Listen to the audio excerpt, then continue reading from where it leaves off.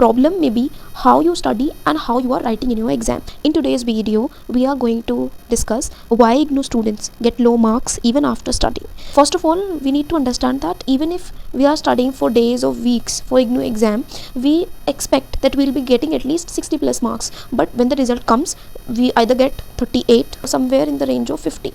Here, we often feel that our hard work has gone useless, but the problem may be how you study and how you are writing in your exam. So in this video, I will tell you about 6 major reasons for getting low marks even after studying for IGNOU exams, and for those 6 major reasons, I will be also providing you with the solutions.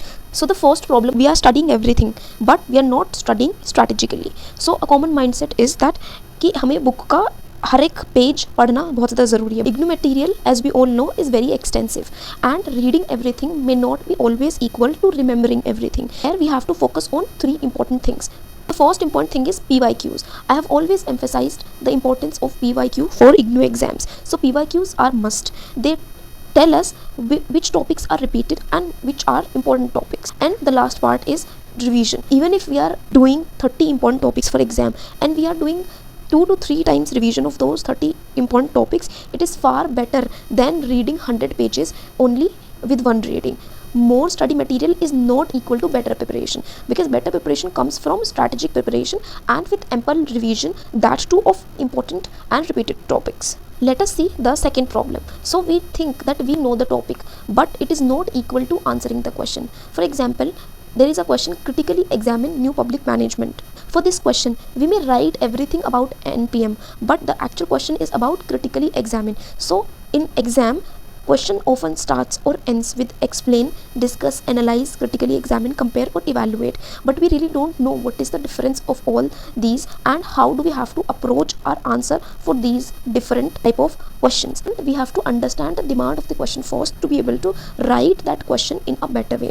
Don't just write what you know. It is very important to write what the question demands. Let us look at the third problem, which is poor answer presentation. What sometimes happens is we write one huge continuous paragraph. Instead of this, what we have to do, we have to make our answers easy to read. We need to have clear headings, subheadings, points which are appropriate. We have to underline important keywords. We have to mention thinkers, theories, committees, concepts. It is very important to remember. No need for beautiful handwriting. Your handwriting has to be at least readable, and there is no need of fancy decoration. Most important part is clarity and structure. So evaluator should be able to quickly identify your argument. Writing too much but not enough substance. So a common myth happens कि अगर मैं 8-10 pages लिख दूँ तो मुझे अच्छे marks मिल जाएंगे, लेकिन page count alone is not equals to marks. You may write 10 pages with repetition, unnecessary information or same argument again and again. However, a good answer structure is one which has introduction. Introduction is basically what the question is about, and then it has body, which is having a detailed explanation on the concept, arguments, theories, examples and analysis, and at the end you mention conclusion, which brings the entire argument together. So now don't ask कि कितने pages लिखने हैं, ask have I answered every part of the question. Another problem which comes is no examples and no critical analysis. It is very important to understand that at master's level, or if we take specifically the case of masters in public administration, only writing definition, thinker or meaning in answer is not sufficient. We have to go one step further. We have to explain the concept, features and arguments. We have to mention examples, applications, limitations or criticism, and contemporary relevance wherever it is important. Another important thing which comes as a problem to IGNOU students is not analyzing PYQs. Students often study books. They download PYQs but they never actually analyze them. So we need to understand what PYQs actually tell you. PYQs tell you repeated topics, question pattern, how IGNOU frame questions and question demand, also topics which require more preparation. So what you have to do, you have to take previous year questions and you have to identify the recurring topics. You have to make a topic list and you have to prepare them thoroughly, and after that practice framing answers. So here PYQs are not just for practice, they are also a preparation tool. So let us quickly see those students who are pursuing masters in public administration from IGNOU. So for them I provide MPA short notes and guest paper, both for first year and for second year. They are for exam oriented preparation and helps you in focused revision. Student feedbacks and reviews are already available on my YouTube channel. For the details of for guest paper and short note, I will provide more information in the description to this video. I would say that it acts as a support system. It helps you to understand, and it is based on the previous year question paper analysis, so you get a hold on all topics which are very important and have high chance of coming in the exam. It helps you in revising because I also provide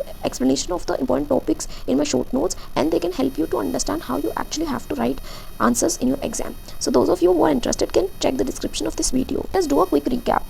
So why low marks are coming for IGNOU students despite studying? We do not have to study everything. Rather, we have to study strategically. You have to not write everything that you know. Instead, you have to answer the question's demand. Make sure that you are not doing a poor presentation. Your answer should have a structure. It should have headings and keywords. You have to focus on not only filling the pages. However, your focus should be on the kind of substance that you are writing in those pages. Only writing definitions will not fetch you a lot of marks. You have to do analysis, provide some examples, and also do some criticism. At the end, never ever ignore PYQs for IGNOU exams. So a final message to all IGNOU students is that IGNOU exam is not only how much do you know, it is also how effectively you can communicate what you know. So you have to study smarter, you have to revise strategically, and you have to understand the question. Also practice answer writing beforehand. At the end, I would say that you can share this video with other IGNOU students who are struggling with their marks. And for the MPA students who are doing Masters in Public Administration from IGNOU, for the short notes and guest paper, they can check the description of this video, and I would see you in the next video. Till then, all the best for your IGNOU exams. Thank you so much for watching. If the video was helpful, give it a thumbs up and subscribe to my channel.